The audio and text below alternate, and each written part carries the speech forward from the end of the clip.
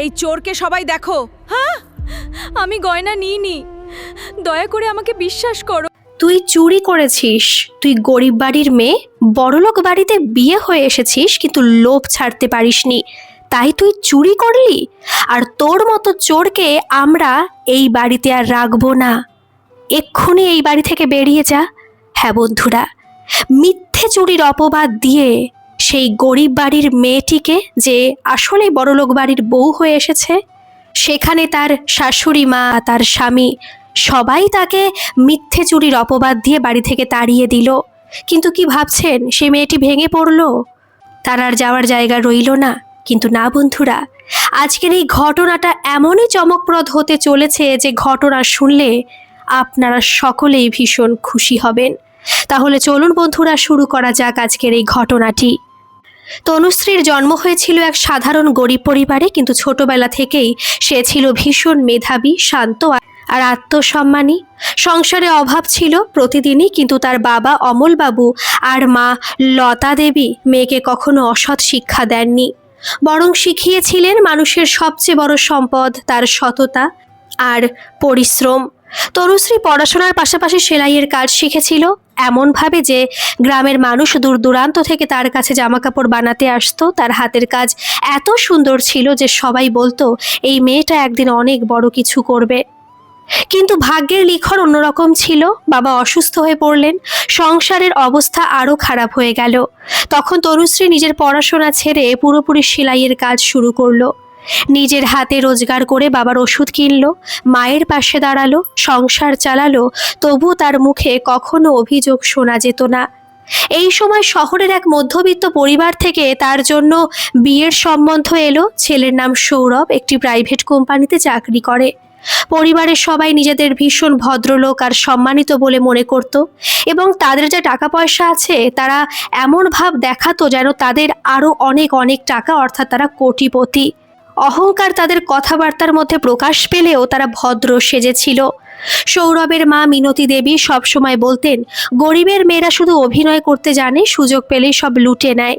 আর তার মেয়ে মধুমিতা ছিল ভীষণ হিংসুটে। সে ভাবতো বাড়িতে নতুন বউ এলে সবাই তাকে আর গুরুত্ব দেবে না। তনুশ্রীকে প্রথম দেখেই সৌরভের পরিবার তার সৌন্দর্যে মুগ্ধ হয়ে গিয়েছিল, কিন্তু মনের মধ্যে গরিব বলে একটা তাচ্ছিল্য থেকেই গেল। তারা ভাবলো এত সুন্দর মেয়ে এত গরিব কেন, নিশ্চয়ই ভাগ্য খুলে যাবে আমাদের বাড়িতে এসে। বিয়ে হয়ে গেল খুব সাধারণভাবে। তনুশ্রী শ্বশুর বাড়িতে পা রাখলো, চোখে ছিল হাজারো স্বপ্ন। সে ভেবেছিল এই বাড়িকে নিজের বাড়ি বানাবে, সবাইকে আপন করে নেবে। প্রথম কয়েকদিন সব ঠিকঠাক চললেও ধীরে ধীরে আসল রূপ বেরিয়ে এলো। শাশুড়ি সকাল থেকে রাত পর্যন্ত শুধু কাজ করাতেন। সামান্য ভুল হলেই বলতেন গরিবের মেয়ে হয়ে এত অহংকার কোথা থেকে আসে। ননদ মধুমিতা সুযোগ পেলেই কটাক্ষ করত, বলতো আমাদের বাড়ির জিনিসপত্র দেখে লোভ হচ্ছে না তো। শ্বশুর নীরব থাকলেও মাঝে মাঝে বলতেন গরিব ঘরের মেয়েদের বিশ্বাস করা যায় না। সবচেয়ে বেশি কষ্ট পেত তনুশ্রী যখন তার স্বামী সৌরভ সব শুনেও চুপ করে থাকতো। সে কখনো স্ত্রীর হয়ে একটা কথাও বলতো না, বরং বলতো মা যা বলছে নিশ্চয়ই ঠিক বলছে, তুমি একটু মানিয়ে নাও। তনুশ্রী কাঁদত, কিন্তু কারো সামনে নয়, গভীর রাতে সবাই ঘুমিয়ে পড়লে চুপচাপ জানালার পাশে বসে বাবার কথা মনে পড়তো, মায়ের কথা মনে করত। তারপর নিজের চোখের জল নিজেই মুছে ফেলতো। একদিন সে হাতে করে সূচ সুতো নিয়ে কিছু সেলাই করতে যাচ্ছিল, কিন্তু তার শাশুড়ি সেটা দেখে ফেলল এবং রেগে আগুন হয়ে গেল। এই বাড়িতে এসে ব্যবসা করবে নাকি? শুনেছিলাম তো সেলাইয়ের কাজ করে ব্যবসা চালাতে, টুকটাক ইনকাম করতে। শোনো, আমাদের এই বাড়িতে কিন্তু এই সব চলবে না। তনুশ্রী শান্ত গলায় বলল, আমি তো ব্যবসা কিছুই করছি না মা, আমার এই কাজটা খুব ভালো লাগে, আমার সময় কাটে, আমার মন খুব ভালো থাকে। মধুমিতা হেসে বলল, কি বৌদি, এই সব করে কি বড়লোক হয়ে যাবে নাকি? হ্যাঁ হ্যাঁ, মনে হচ্ছে ওই স্বপ্নই দেখছো। আমাদের মতো বড়লোক হওয়ার ইচ্ছা হয়েছে বুঝি? তনুশ্রী আর কোনো উত্তর দিল না। কয়েকদিন পরে মধুমিতার জন্মদিন উপলক্ষে বাড়িতে আত্মীয় স্বজন এলো, সবাই খুব আনন্দ করছে। ঠিক সেই সময় হঠাৎ মধুমিতা চিৎকার করে উঠল, আমার সোনার হার কোথায়? আমার হার নেই। পুরো বাড়ি তোলপাড় হয়ে গেল, সবাই খুঁজতে লাগলো, কিন্তু কোথাও হার পাওয়া গেল না। হঠাৎ মধুমিতা তনুশ্রীর ঘরের দিকে তাকিয়ে বলল, একবার ওর ঘরটা তল্লাশি করা হোক। তনুশ্রী অবাক হয়ে বলল, কেন আমার ঘর দেখবে কেন তোমরা? আমি কোনো গয়না নিইনি। সবার সামনে এভাবে অপমান করো না মধুমিতা। কিন্তু কেউ কোনো কথা শুনল না। মধুমিতা নাছোড়বান্দা, সে তার বৌদির ঘর দেখবেই। এদিকে তার শাশুড়ি মাও বলে উঠল, হ্যাঁ হতেই পারে, ওর ঘরে গয়নাটা পাওয়া গেল। কিন্তু এত অপমান করা সত্ত্বেও এই তনুশ্রীর হাজবেন্ড যে সৌরভ, সে কোনো প্রতিবাদ করলো না। তনুশ্রী কাঁদতে লাগলো, কিন্তু তার যে কান্না, তাকে সবাই নাটক বলতে লাগলো। এমনকি সৌরভ বলতে লাগলো, ন্যাকামি করো না তো, বোন যখন বলছে একবার দেখিয়ে দাও না, গয়না তো তুমি নাওনি, তাহলে তোমার এত ভয় কিসের? তনুশ্রী আর কিছু বলতে পারল না। তার ঘরে যাওয়া হলো এবং সেই বাড়িতে আরও তো অনেকে উপস্থিত ছিল। এই মধুমিতার জন্মদিন উপলক্ষে তারাও সেই ঘরে প্রবেশ করলো। তল্লাশি করা হলো, আলমারি খোলা হলো, কিন্তু সেই আলমারির একটা শাড়ির ভাঁজে সত্যি সোনার হারটা পাওয়া গেল। মধুমিতা নাটকীয়ভাবে কেঁদে উঠল, আমি বলেছিলাম না, গরিবের মেয়েকে বিশ্বাস করা যায় না। তোমরা সুন্দর দেখে মেয়েটিকে নিয়ে আসলে এই বাড়িতে বউ করে, বললে যে কত সুন্দরী। হ্যাঁ মানছিও আমার থেকে অনেক সুন্দর, তাই বলে কি আর স্ট্যাটাস মেনটেন করা যায়? গরিব বাড়ির মেয়েরা সবসময় লোভী হয়, তারা চুরি করতে জানে, চুরি করে বড়লোক হতে চায়। দেখো না কি সেলাই করে, সেলাই করে বড়লোক হওয়ার চেষ্টা করছিল, পারছিল না তো। সেলাই করে কি আর বড়লোক হওয়া যায়? ওই সংসারটা টেনে টুনে চালানো যায় আর কি। যখন দেখছে আমার মতো ভালো শাড়ি ভালো জামা পরতে পারছে না, তখন ওর হিংসে হচ্ছিল, আর সেই হিংসের কারণেই আমার হারটা চুরি করে নিল। ভাগ্যিস আমি তল্লাশি করলাম, নয়তো এই হার আজকেই এখান থেকে উধাও হয়ে যেত। বিক্রি করে সেই টাকা দিয়ে নিজে ইচ্ছে মতো চলাফেরা করতো। দেখলি দাদা, দেখলি তো কি বউ বিয়ে করে এনেছিস, গরিব ভিখারি বাড়ির মেয়ে। সৌরভ রেগে গেল এবং রেগে গিয়ে সবার সামনে তনুশ্রীকে ঠাটিয়ে চড় মারল। তনুশ্রী বারবার করে বলতে লাগলো, সৌরভ তুমি অন্তত বিশ্বাস করো যে আমি এমন কাজ করতে পারি না। সৌরভ ঠান্ডা গলায় বলল, প্রমাণ তো তোমার বিরুদ্ধেই কথা বলছে, আমি কিভাবে তোমাকে বিশ্বাস করি? এই একটি বাক্য তনুশ্রীর বুকটাকে যেন ছিন্ন ভিন্ন করে দিল। তারপর শাশুড়ি দরজার দিকে আঙুল তুলে বললেন, এই মুহূর্তে এই বাড়ি থেকে বেরিয়ে যা, চোরের বাচ্চা, এই বাড়িতে কোনো জায়গা নেই তোর। তনুশ্রী চোখের জল মুছে একবার চারদিকে তাকালো। সবাই দেখে হাসছে, সবাই একে অপরের কানে কানে কথা বলছে, তাকে অপমান করছে। কিন্তু তনুশ্রী একটা কথাই বলল ধীরে ধীরে, আজ আমি কিছুই নিয়ে যাচ্ছি না, শুধু আমার আত্মসম্মান নিয়ে যাচ্ছি। একদিন সত্যিটা তোমাদের সামনে দাঁড়াবে, কিন্তু সেদিন আমি আর ফিরে তাকাবো না। এই কথা বলে সে খালি হাতে বাড়ি থেকে বেরিয়ে গেল। আর বাড়ির ভেতরে দাঁড়িয়ে মধুমিতা ঠোঁটের করে ফুটে উঠল এক রহস্যময় হাসি, যা কেউ খেয়ালই করল না। তনুশ্রী সেদিন শ্বশুরবাড়ির দরজা থেকে বেরিয়ে এসেছিল এক কাপড়ে, চোখে জল আর বুকে হাজারটা ভাঙা স্বপ্ন। রাত হয়ে গিয়েছিল, বাইরে বৃষ্টি পড়ছিল। বারবার শুধু মনে পড়ছিল যে তাকে চোর বলা হয়েছে, সবার সামনে তাকে ভিখারি গরিব বলা হয়েছে। এই কষ্ট সে কি করে লুকোবে? রাস্তার পাশে সে একটা গাছের নিচে বসে অনেকক্ষণ কাঁদলো। তারপর নিজের চোখের জল নিজেই মুছে নিল, কারণ সে জানতো এই পৃথিবীতে তার কান্না মুছে দেওয়ার মতো কেউ নেই। বাপের বাড়িতে পৌঁছতেই মা লতা দেবী মেয়েকে সেই অবস্থায় দেখে ছুটে এসে জড়িয়ে ধরলেন। আর বাবা অমলবাবু সব কথা শুনে স্তব্ধ হয়ে বসে রইলেন। কিছুক্ষণ পরে তার চোখ দিয়ে শুধু জল গড়িয়ে পড়তে লাগলো। অমলবাবু কাপা গলায় বললেন, মা, আমি তোকে সৎ মানুষ হতে শিখিয়েছিলাম, চুরি করতে নয়। আমি জানি আমার মেয়ে কোনোদিন চুরি করতে পারে না। তনুশ্রী বাবার হাত ধরে বলল, বাবা তুমি শুধু আমাকে বিশ্বাস করো, এটাই আমার সবচেয়ে বড় শক্তি। কিন্তু গ্রামের মানুষ এত সহজে বিশ্বাস করলো না। পরের দিন থেকে চারিদিকে নানা কথা ছড়িয়ে পড়ল। কেউ বলল শ্বশুর বাড়ি থেকে চুরি করে ধরা পড়েছে, কেউ বলল গরিবের মেয়ে ছিল তাই লোভ সামলাতে পারেনি, কেউ আবার মুখের ওপর বলল এত ভদ্র স্বাস্থ্য, শেষে আসল রূপ বেরিয়ে পড়ল। এইসব কথা শুনে লতা দেবী অনেকবার কেঁদে ফেলতেন, কিন্তু তনুশ্রী কাউকে কোনো উত্তর দিত না। সে শুধু মনে মনে একটা প্রতিজ্ঞা করল, আমি আমার কাজ দিয়েই উত্তর দেব। পরের দিন ভোরে সে বহুদিনের পুরনো সেলাই মেশিনটা পরিষ্কার করলো, মরচে পড়ে যাওয়া চাকা ঘুরিয়ে তেল দিল, সুতো ভরল।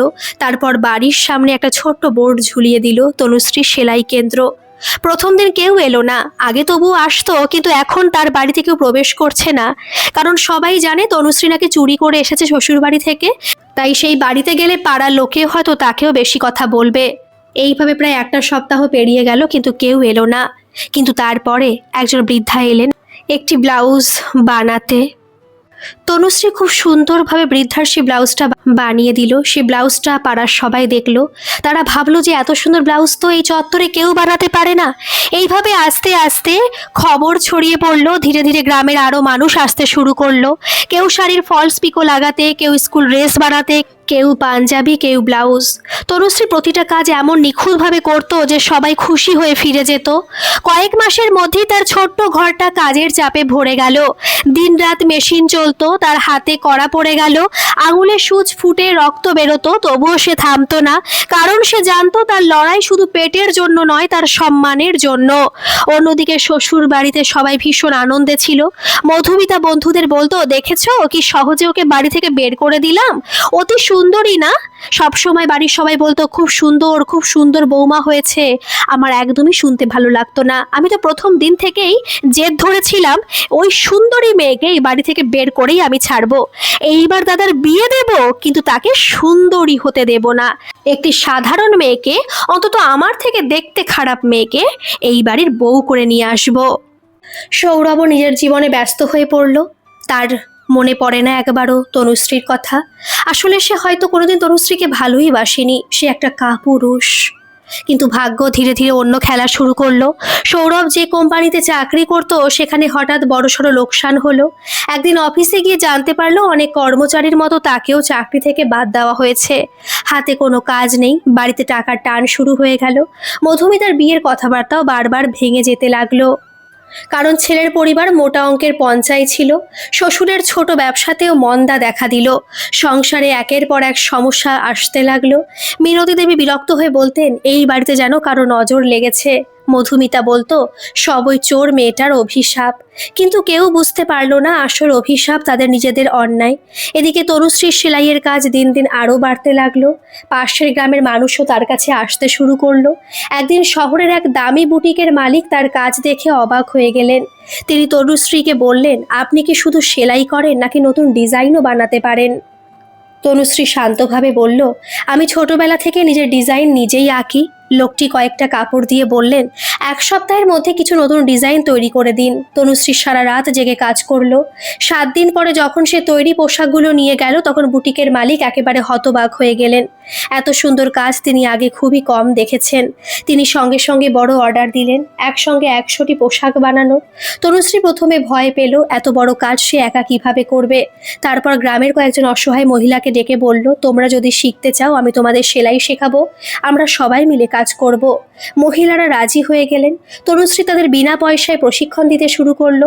কয়েক মাসের মধ্যে তার ছোট্ট সেলাই ঘর একটা বড় কর্মশালায় পরিণত হলো।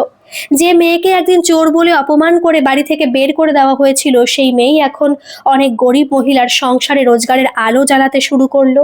ঠিক সেই সময় একদিন হঠাৎ এমন একজন মানুষ তনুশ্রীর কর্মশালায় এসে দাঁড়ালো, যাকে দেখে তনুশ্রীর চোখ বিস্ময়ে বড় হয়ে গেল।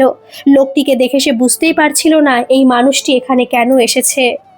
তনুশ্রী নিজের কর্মশালার নতুন অর্ডারের হিসাব লিখছিল। বাইরে তখন সকাল থেকে সেলাই মেশিনের একটানা শব্দ। একসময় একজন ভদ্রলোক দরজার সামনে এসে দাঁড়ালেন। সাদা পাঞ্জাবি, শান্ত মুখ, চোখে বুদ্ধির ছাপ। তিনি কিছুক্ষণ দাঁড়িয়ে কর্মশালার ভেতরের দৃশ্য দেখলেন। একদিকে কয়েকজন মহিলা কাপড় কাটছে, কেউ সেলাই করছে, কেউ এমব্রয়ডারি করছে। সবার মুখে হাসি, অথচ কয়েক মাস আগেও এদের অনেকেই কাজহীন ছিল।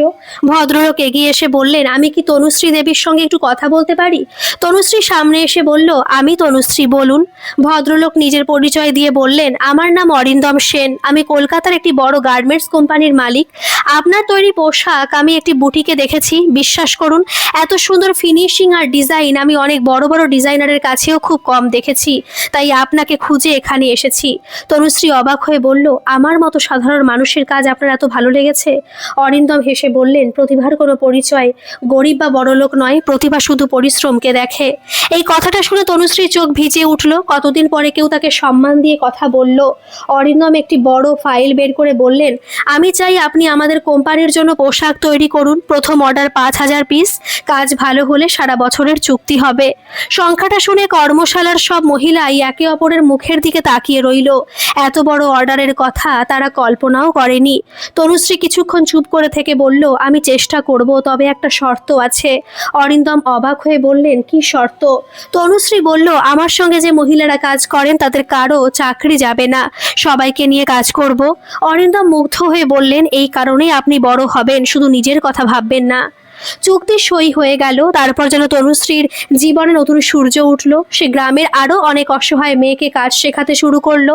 কেউ বিধবা, কেউ স্বামীর অত্যাচারে বাড়ি ছেড়ে এসেছে, কেউ সংসারের অভাবে পড়াশোনা ছেড়ে দিয়েছে। তনুশ্রী কাউকে ফিরিয়ে দিত না। কয়েক মাসের মধ্যেই ছোট কর্মশালাটা বড় কারখানায় পরিণত হলো। নতুন নতুন মেশিন এলো, 5 জন কর্মী থেকে সংখ্যা দাঁড়ালো 50, তারপর 100, তারপর 150। চারিদিকে শুধু তনুশ্রীর নাম। স্থানীয় সংবাদপত্রে খবর বেরোলো, গরিব পরিবারের মেয়ে আজ শতাধিক মহিলার কর্মসংস্থানের পথ দেখালো। এরপর একটি টেলিভিশন চ্যানেলেও তার সাক্ষাৎকার নিতে এলো।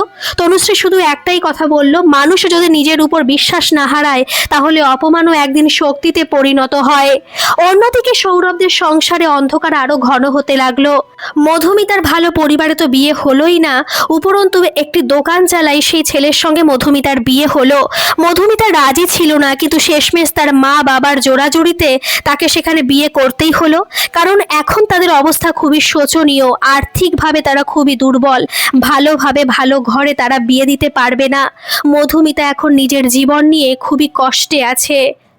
এদিকে সৌরভের জন্য মেয়ে দেখা চলছিল, কিন্তু কোনো সাধারণ মেয়েও সৌরভকে বিয়ে করতে রাজি হলো না। কারণ সৌরভের এখন ঠিকমতো কোনো কাজ নেই। তাই তার কাজের অনিশ্চয়তার জন্য কোনো বাবা তার মেয়েকে তার সাথে বিয়ে দিতে রাজি হচ্ছে না। ঋণের চাপে একেবারে তারা জর্জরিত হয়ে গেছে। বোনকে যেভাবেই বিয়ে দিক না কেন, পয়সা তো খরচ হয়েছে। বাড়ির সমস্ত গয়না বিক্রি করে দিতে হয়েছে, ঋণের বোঝা বেড়েছে। কোনো মতেই তারা আর উঠে দাঁড়াতে পারছে না। একদিন বাড়িতে বসে টিভি দেখছিল মধুমিতা, আর সেখানেই দেখলো তনুশ্রীর ইন্টারভিউ। তনুশ্রী একেবারে পাগল হয়ে গেল।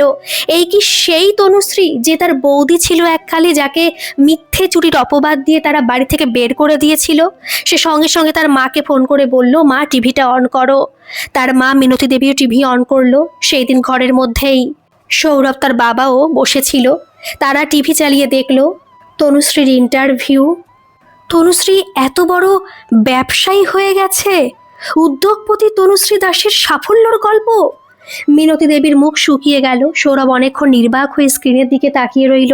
তার মনে পড়তে লাগলো সেই দিনটার কথা। তনুশ্রী কাঁদতে কাঁদতে বলেছিল, আমি চোর নই, কিন্তু সে বিশ্বাস করেনি। সেদিন প্রথমবার তার বুকের ভেতর অনুশোচনার একটা তীব্র কাঁটা বিঁধল। দেখতে দেখতে আরও একটা সপ্তাহ চলে গেল, কিন্তু হঠাৎ করেই মধুমিতার শরীর খুব খারাপ হয়ে গেল। আসলে সে মাঝখানে বাথরুমে পড়ে গিয়েছিল এবং পড়ে গিয়ে তার পেটে অনেকটা চোট পেয়েছে সে। তখন সে প্রেগনেন্ট ছিল, তার মিসক্যারেজ হয়ে গেছে। আর সেই কারণে এখন তার স্বামী তাকে বাড়িতে রাখবে না, তার শাশুড়িও খারাপ ব্যবহার করছে। মধুমিতাকে তার শ্বশুর বাড়ি থেকে তাড়িয়ে দেওয়া হয়েছে। সে এখন বাপের বাড়িতে আছে, সে কাঁদছে। ঠিকমতো চিকিৎসা করার টাকাও এখন সৌরভ আর সৌরভের বাবার কাছে নেই। কি করবে সে? মধুমিতা এখন বুঝতে পারছে সে জীবনে কত অন্যায় না করেছে। সে তার বৌদির সঙ্গে খারাপ ব্যবহার করেছে, একটি ভালো মেয়েকে সে চোর বলেছে। এটার শাস্তি তো তাকে পেতেই হবে। তাই সে একদিন তার দাদাকে ডেকে বলল, দাদা, আমি অনেক বড় ভুল করে ফেলেছি রে।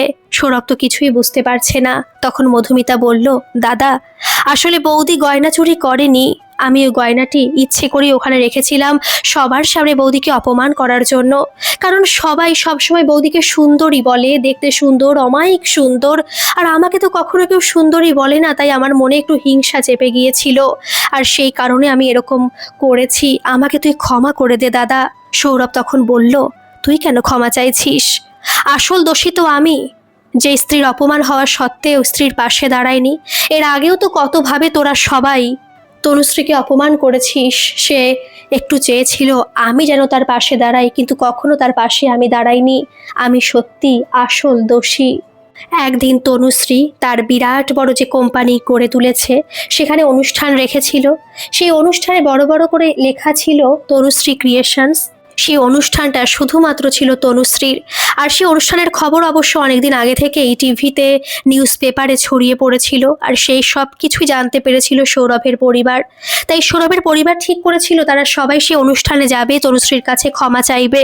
সে তো সত্যি ভালো মেয়ে, মনে হয় সে ক্ষমা করে দিতেও পারে।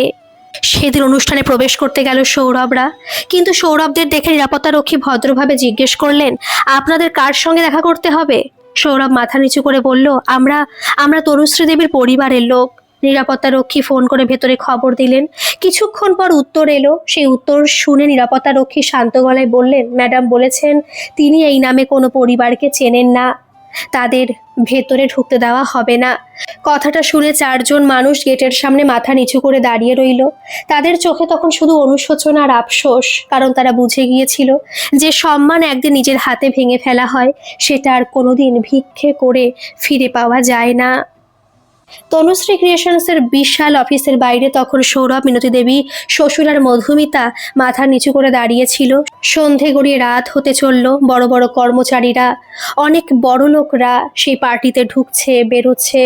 সবাই সম্মান করে একটাই নাম উচ্চারণ করছে, তনুশ্রী ম্যাডাম। এক সময় সেই বড় বিল্ডিংয়ের কাচের দরজা খুলে গেল। তনুশ্রী ধীরে ধীরে বাইরে বেরিয়ে এলো। কি সুন্দর অমায়িক তাকে দেখতে লাগছে। পরনে খুব দামি একটা পিওর সিল্কের শাড়ি, অসাধারণ দীপ্তি ছড়িয়ে পড়ছে তার চারিদিক থেকে। সৌরভের সামনে এসে সে থেমে গেল। কয়েক সেকেন্ড কেউ কোনো কথা বলতে পারলো না। তারপর মিনতি দেবী হঠাৎ তনুশ্রীর সামনে হাঁটু গেড়ে বসে পড়লেন। মা, আমাদের ক্ষমা করে দে, আমরা তোকে চিনতে পারিনি, আমরা খুব বড় অন্যায় করেছি। শ্বশুরও মাথা নিচু করে বললেন, আমরা আমাদের অহংকারে অন্ধ হয়ে গিয়েছিলাম, একটা নির্দোষ মেয়ের জীবন নষ্ট করতে চেয়েছিলাম। আজ বুঝেছি মানুষের পরিচয় টাকায় নয়, চরিত্রে। মধুমিতা কাঁদতে কাঁদতে তনুশ্রীর পা ঝরিয়ে ধরতে গেল। বৌদি ভাই, আমি সব নষ্ট করেছি। আসলে আমি তোমার সৌন্দর্যের প্রতি হিংসে করতাম, আমাকে ক্ষমা করে দাও। আমি তোমাকে মিথ্যে চোর হিসেবে বাড়ি থেকে চলে যেতে বাধ্য করেছিলাম, আমাকে তুমি ক্ষমা করে দাও। তনুশ্রী এক পা পিছিয়ে গেল। সে শান্ত গলায় বলল, আমার পা ছোবে না। মধুমিতা কান্নায় ভেঙে পড়ল। ঠিক তখন সৌরভ সামনে এসে দাঁড়ালো। তার চোখ লাল, মুখ শুকিয়ে গেছে। তনুশ্রীর দিকে তাকিয়ে সে বলল, আমি স্বামী হয়ে তোমার পাশে দাঁড়াইনি। তুমি যখন কাঁদতে কাঁদতে বলেছিলে তুমি চোর নও, তখন আমি বিশ্বাস করিনি, আমি কাপুরুষ ছিলাম। তুমি যদি চাও আমাকে সারা জীবন ঘৃণা করো, কিন্তু একবার বলো তুমি আমাকে ক্ষমা করেছো।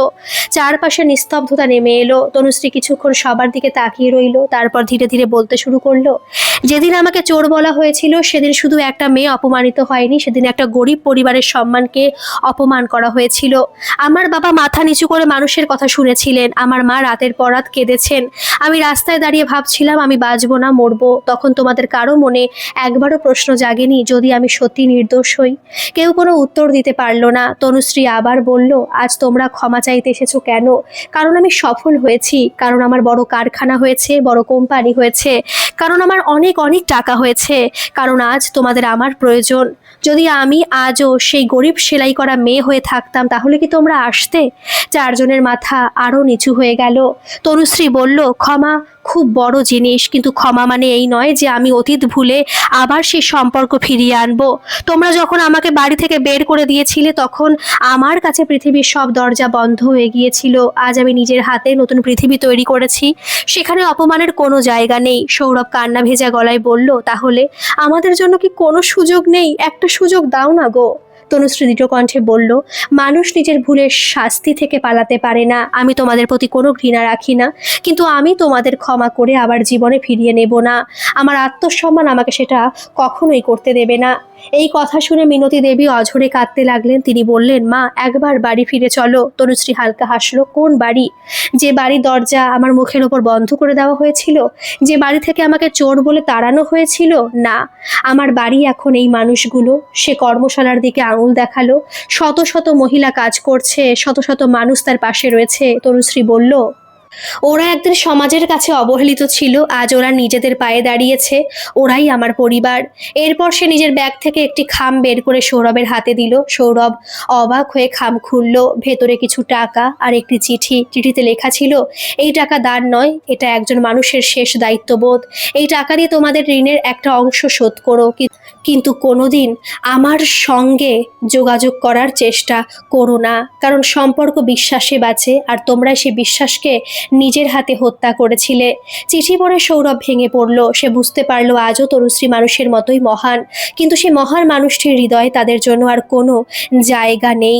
তনুশ্রী আর একবারও পিছন ফিরে তাকালো না। সে নিজের অফিসের দিকে হাঁটতে লাগলো। শত শত কর্মচারী সম্মানের সঙ্গে দাঁড়িয়ে তাকে প্রণাম করতে লাগলো। চারিদিকে করতালির শব্দ উঠল, আর গেটের বাইরে দাঁড়িয়ে সৌরভরা বুঝতে পারল অহংকার মানুষকে বড় করে না, বরং একদিন সবকিছু কেড়ে নেয়। একটি মিথ্যে অপবাদ শুধু একজন নির্দোষ মানুষকে নয়, একটি পুরো পরিবারকেও ধ্বংস করে দিতে পারে। সেদিন তারা ধীরে ধীরে ফিরে গেল। তাদের হাতে কোনো সম্পদ ছিল না, কোনো সম্মান ছিল না, শুধু সারা জীবনের অনুশোচনা আর আফসোস ছিল। আর তনুশ্রী নিজের পরিশ্রম, সততা আর আত্মসম্মান দিয়ে প্রমাণ করে দিল গরিব হওয়া অপরাধ নয়, কিন্তু অন্যায়ের সামনে মাথা নত করা সবচেয়ে বড় অপরাধ। বন্ধুরা, আজকের এই গল্পটি আপনাদের কেমন লাগলো? তনুশ্রী কি সঠিক সিদ্ধান্ত নিয়েছে? অবশ্যই কিন্তু কমেন্টে জানাবেন। আর ভালো লাগলে একটা সাবস্ক্রাইব করে আমার পাশে থাকবেন। ধন্যবাদ।